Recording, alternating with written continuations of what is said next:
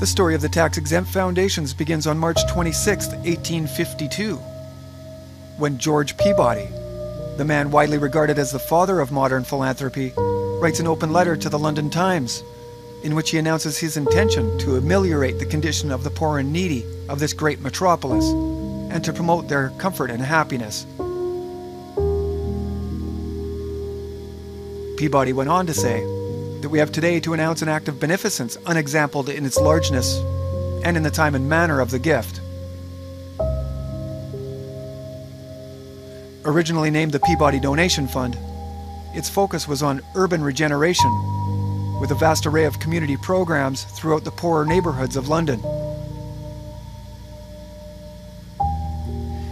Shortly thereafter, Peabody would turn his focus to the development of an education system within North America, and with an original donation of $3.5 million to encourage the intellectual, moral, and industrial education of the destitute children of the southern states, Peabody, working in lockstep with educational reformers like Horace Mann, Edward Everett, and William Torrey Harris, set in motion the wheels of educational reform in the United States.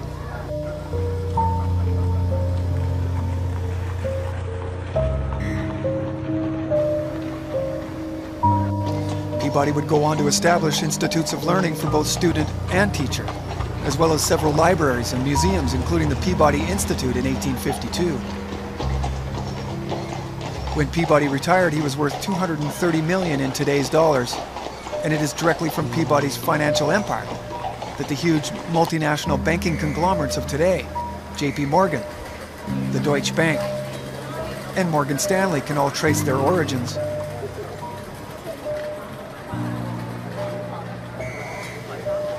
Peabody is without a doubt a central figure in the creation of modern finance, but he was also instrumental in the creation of a philanthropic blueprint from which other immensely wealthy giants of industry like John D. Rockefeller, Andrew Carnegie, Johns Hopkins, David Guggenheim, and Henry Ford would soon follow. These names are today widely regarded as the pioneers of philanthropy, yet extensive empirical proof reveals a far darker purpose lurking just under the surface of their giving nature. Under further scrutiny, we see that the foundations were not only being used as obvious tax havens, but they were also being used primarily to wield unprecedented influence over the various control mechanisms of not only Western society, but the entire world. And the world we live in today can all be traced back directly to these early captains of industry and their giant tax-free foundations.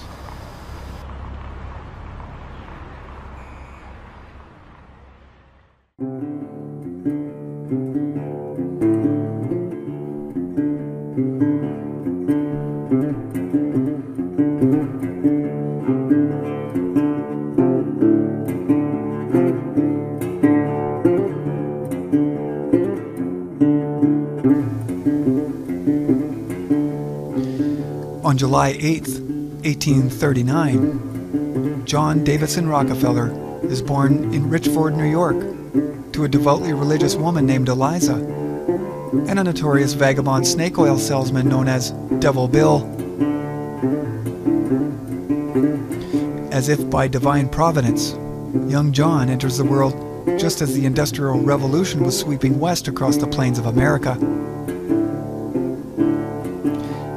As a young boy, John would make money by raising and selling turkeys from the family's small farmhouse, and while his mother taught him to save money, his father taught him to always get the better of any deal, and John would certainly take their advice to heart. By the age of 7, he'd accumulated considerable savings, enough to loan $50 to a local farmer at 7% interest. Upon the return of the loan, 1 year later, John was amazed to learn that the interest had gained him the equivalent of 10 days' labor. John had discovered the power of compound interest, and it was this profound discovery that would change the fortunes of the Rockefeller family forever. John would later recollect that from that time onward, I determined to make money work for me. By the midway point of the 19th century, the United States had discovered her vast potential At the same time, John D Rockefeller was entering the business world, and the two were an immediate match made in heaven.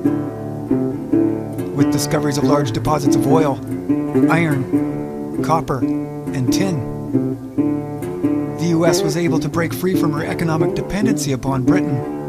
Americans were being introduced to an entirely new vocabulary, as words like corporation, stockholder, corporate merger, and monopoly capitalism were upon the lips of aspiring businessmen from New York, all the way to the burgeoning West Coast. With industrialists like Rockefeller driving like steam pistons within the massive machine of industrial progress, America seemingly transformed overnight. And by the end of the 19th century, the frontier towns of the Gilded Age, made famous by Mark Twain, had faded into the dusty back pages of history, paved over by a more metropolitan, urban lifestyle of concrete roadways, steel skyscrapers, and the combustion engine. With the help of industry, the United States bloomed beyond her borders, and she burst onto the international scene and would transform into an empire within a single generation. As the modern period came to an end, the postmodern period changed America's image forever, and the iconic John D. Rockefeller would prove to be both its progenitor and its greatest benefactor.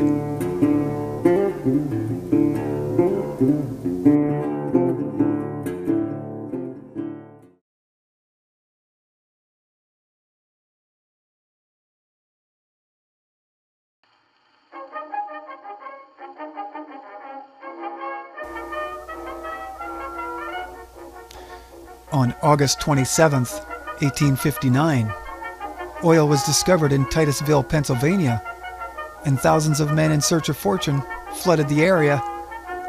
Oil derricks began to dominate the American landscape, and while some of the early oil prospectors were successful, many gambled and lost everything. Rockefeller learned quickly to minimize risk by investing in the one thing that was guaranteed, the oil refinery.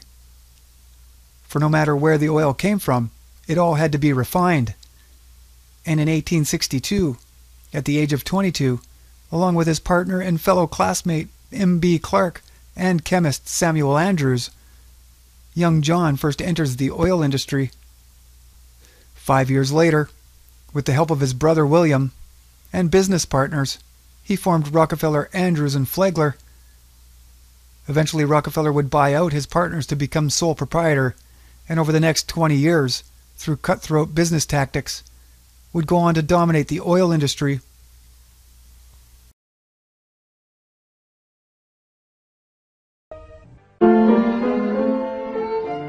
John Davidson Rockefeller got into the oil business almost as an afterthought.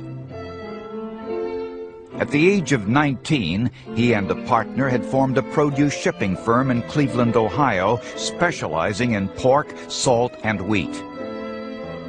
During the early years of the Civil War, Rockefeller's produce firm prospered as wartime demands for these staples increased. Already a wealthy man by his late 20s, Rockefeller saw the future one cold fall day in 1863 when a new railroad reached Cleveland.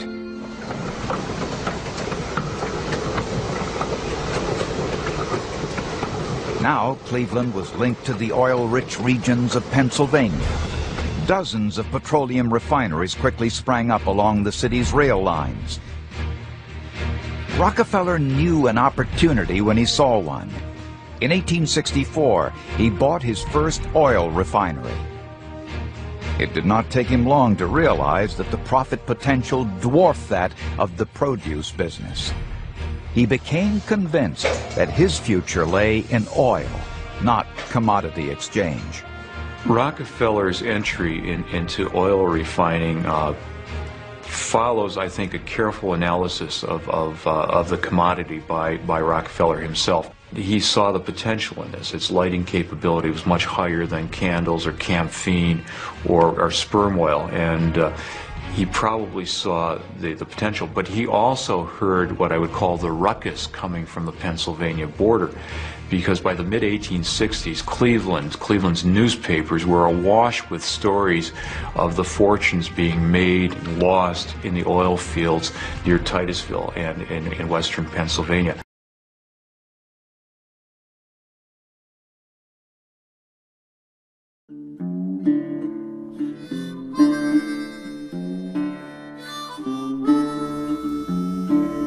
On January 10, 1870, Rockefeller formed Standard Oil, and after buying out 22 of his 26 competitors in an event now known as the Cleveland Conquest, Rockefeller became the proud owner of the majority of oil refineries along the Cuyahoga River. By 1882, through the horizontal integration of affiliated railway, pipeline, and shipping infrastructure, Rockefeller would end up controlling over 90% of the refineries in the United States. Eventually, Standard Oil Trust grew to include 20,000 domestic wells, 4,000 miles of pipeline, 5,000 tank cars, and over 100,000 employees. Standard Oil was the largest oil company not only in America, but in the world, and John D. Rockefeller was the richest man in U.S. history.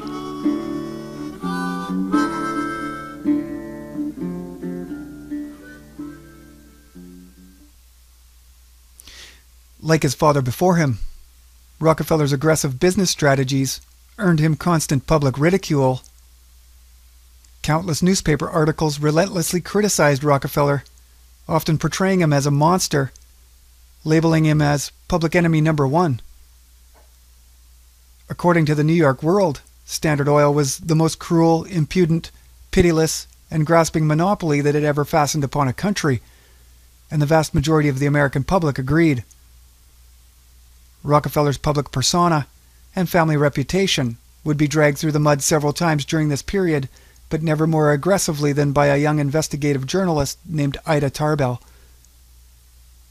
In a 1902 edition of McClure's magazine, Tarbell exposed Standard Oil for its predatory behavior and outed John's father as a bigamist, a thief, and a convicted rapist. But it didn't end there. In 1898, Rockefeller's behavior had also caught the attention of the highest levels of U.S. government.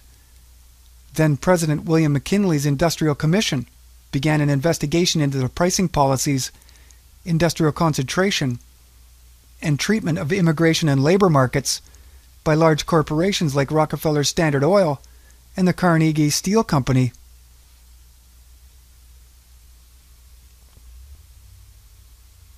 Following a tumultuous decade to begin the 20th century, one in which Rockefeller would repeatedly be investigated, the Supreme Court eventually ordered the Standard Oil Trust to be dissolved under Sherman antitrust laws. Standard Oil was ordered by McKinley's successor, Theodore Roosevelt, to split into 34 smaller subsidiaries. And Rockefeller, now 72, and having long since retired, not only escaped the public scrutiny unscathed, but the value of his shares in Standard Oil had skyrocketed, all while his monopolization of the oil industry continues to this very day.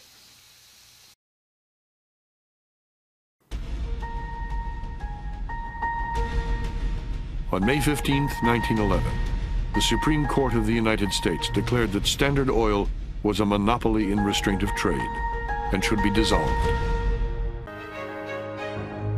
As Rockefeller foresaw, the individual Standard Oil companies were worth more than the single corporation. In the next few years, their shares doubled and tripled in value. By the time the reign of cash was over, Rockefeller had the greatest personal fortune in history, nearly 2% of the American economy. And it was really losing the antitrust case that converted John D. Rockefeller into history's first billionaire. So that Standard Oil was punished in the federal antitrust case, but John D. Rockefeller Sr. most assuredly was not.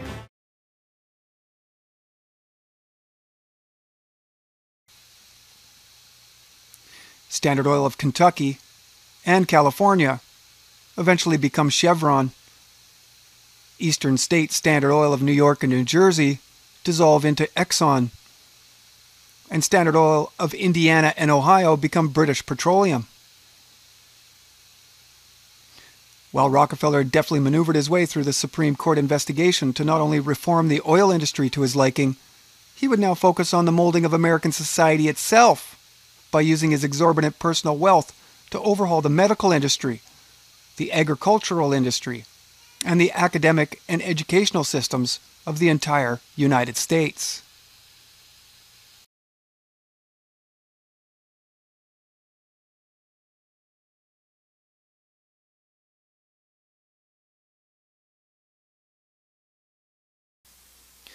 But despite his reputation as one of the most despised figures in America, Rockefeller's wealth continued to grow to such unprecedented levels that the weight of it threatened to destroy his entire empire. He was desperate to free himself from the crushing estate tax burden and would eventually hire a financial advisor who suggested tax-free philanthropy. Frederick T. Gates, also a Baptist minister, was put in charge of distributing Rockefeller's massive wealth. He donated to several smaller colleges and gifted an initial $80 million grant to a small Baptist college that would eventually become the University of Chicago. He also created the Institute for Medical Research, into which hundreds of millions of dollars would be spent in the development of our modern medical industry. But more specific to this story, it was in 1902, with the creation of the tax-exempt General Education Board, that Rockefeller would form the instrument through which hundreds of millions of more dollars would be funneled into the restructuring of the entire public education system. And such a bold maneuver certainly did not go unnoticed. Newspapers, politicians, and the public alike vociferously complained of the deal.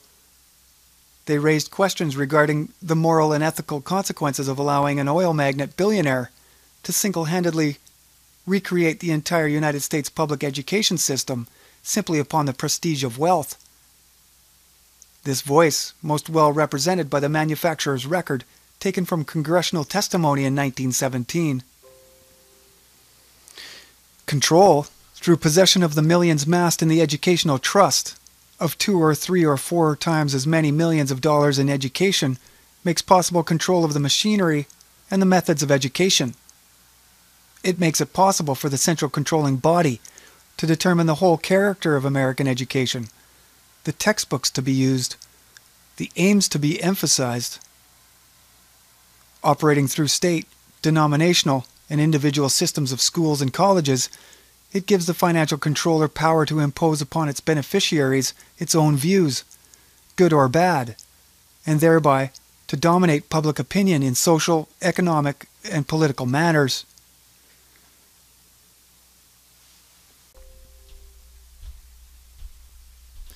History would show that these complaints did little to deter Rockefeller. In fact, he would appoint Gates as the first president of the GEB. Gates presided over a 10-member board of trustees that included men considered today as luminaries of our present-day education system in Wallace Buttrick as its first secretary and executive officer.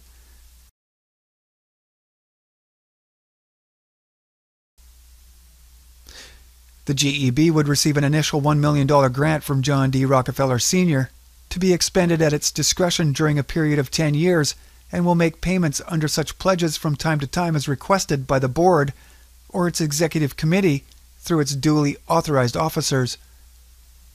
The following is the General Education Board's first mission statement, written by Gates in 1906, called Occasional Letter Number 1. In our dream, we have limitless resources, and the people yield themselves with perfect docility to our molding hand. The present educational conventions fade from our minds, and unhampered by tradition, we work our own goodwill upon a grateful and responsive rural folk. We shall not try to make these people or any of their children into philosophers or men of learning or of science. We are not to raise up from among them authors, orators, poets, or men of letters. We shall not search for embryo great artists, painters, musicians. nor will we cherish even the humbler ambition to raise up from among them lawyers, doctors, preachers, politicians, statesmen, of whom we now have ample supply.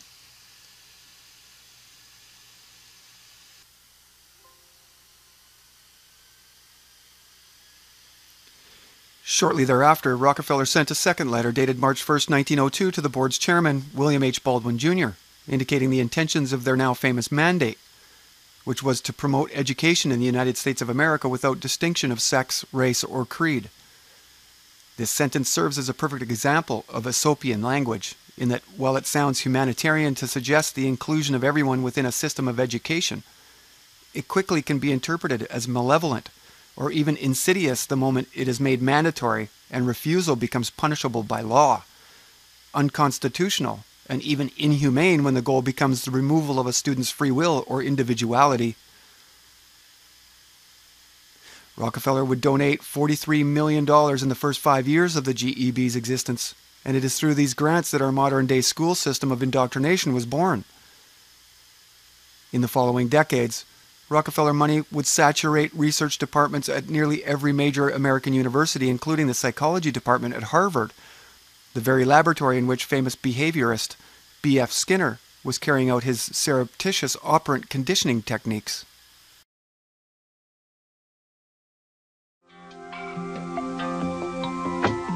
What Skinner was able to do in very carefully controlled studies with animal models was they demonstrate that whole chains of behaviors could be built step by step so that literally you could teach a pigeon to do complicated behaviors that no one would have predicted possible. And Skinner believes that if it works for pigeons, why not people? In Skinner's mind, behavior is behavior, up and down the evolutionary scale, and it is all learned. One of the great successes is in education. People are taught to do more complicated tasks than anyone had thought possible by breaking down behavior into small steps and giving positive reinforcement along the way.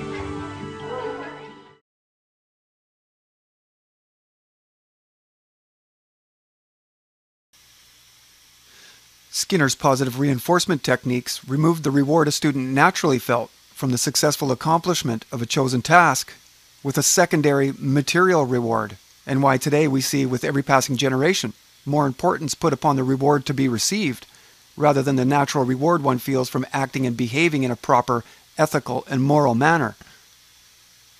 This system of positive reinforcement, seemingly normal today, simply because it is the only system we have ever known, and this overt experimentation of our entire Western education system can be seen plainly stated within the original mandate of the General Education Board. To endow elementary schools or primary schools, industrial schools, technical schools, normal schools, training schools for teachers, or schools of any grade, or higher institutions of learning, to cooperate with associations engaged in educational work, to donate property, to collect educational statistics and information, to publish and distribute documents and reports, and in general to do and perform all things necessary or convenient for the promotion of the object of the corporation. Under the order thus conferred, the entire field of education in the United States, taking the word education in its broadest significance, is open to the General Education Board. It can undertake educational experimentation along new and hitherto untried lines, whether at the primary, academic, technical, industrial, or professional level.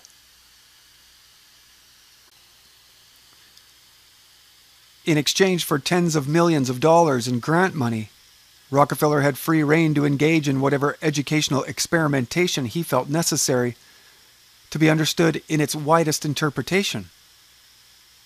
This allowed Rockefeller to set the curriculum and guidelines for not only the students, but the teachers, and was seen by outsiders as a very nefarious relationship, later evidenced by statements made during the Reese Committee's investigation into the tax-free foundations by Dr. Ernest Victor Hollis, Chief of College Administration in the United States Office of Education, when he explained, it was a case of conform or no grant. When to conform meant bathing in a stream of millions, college and university administrators and their faculties were inclined to conform. The scope of the board's mandate was three-part. Primarily it was for the promotion of practical farming in the southern states. And this promotion of practical farming, seemingly out of place within the context of public education, allowed Rockefeller's far-reaching tentacles to also infiltrate and set guidelines within the agricultural industry. The second goal of the GEB mandate was the development of a system of public high schools in the southern states. And thirdly, the promotion of higher education throughout the entire United States. The restructuring of education in the South was a responsibility largely left to the GEB trustees Peabody, Ogden, Curry, and Buttrick, working as agents for the Slater Fund, along with several other prominent privately owned interlocking intermediaries. These traveling agents would make all the necessary preparations for the construction of schools in areas deemed to be important population centers. Following the precedent set by George Peabody 50 years earlier, we see private organizations and government institutions openly working together for the purpose of radical educational reform. The foundations were able to use their largesse and prestige to intimidate and persuade detractors or nonconformists, while also appeasing the government through large financial donations to individual senators and representatives.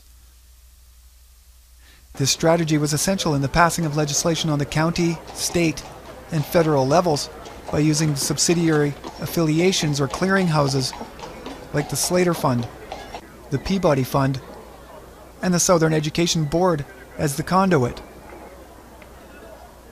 This ultimately culminated in the creation of a universal education model, much the same as the father of German National Socialism, Johann Fichte, created in Prussia, that aimed at destroying the pupil's individuality in the soil without distinction of sex, color, or creed.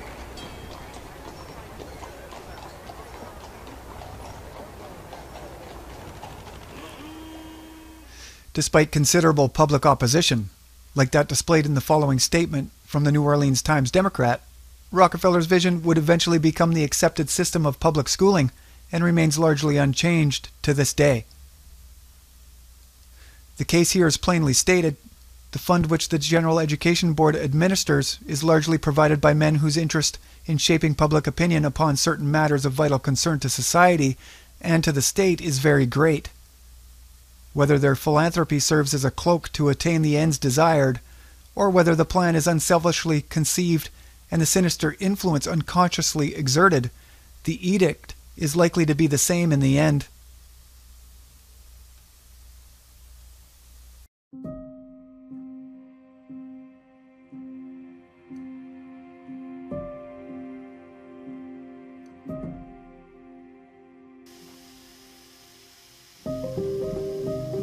So it is with over 100 years of forensic history that we can now look back to witness the results of Rockefeller's personal vision. And what we clearly see is the damage that results when one man, or a small group of men, working within the shadows, unelected by the populace, in aspects of society they are largely unqualified, are given free rein to fulfill their own whimsical fantasies. We have been availed the incredible ability to learn from our mistakes or be doomed to repeat them. And whether this sinister influence was consciously or unconsciously exerted matters not, as the end result is plain to see. Despite considerable public opposition, Rockefeller's corrupt industrial machine continued to steamroll everything in its path, with very little concern for the future of America.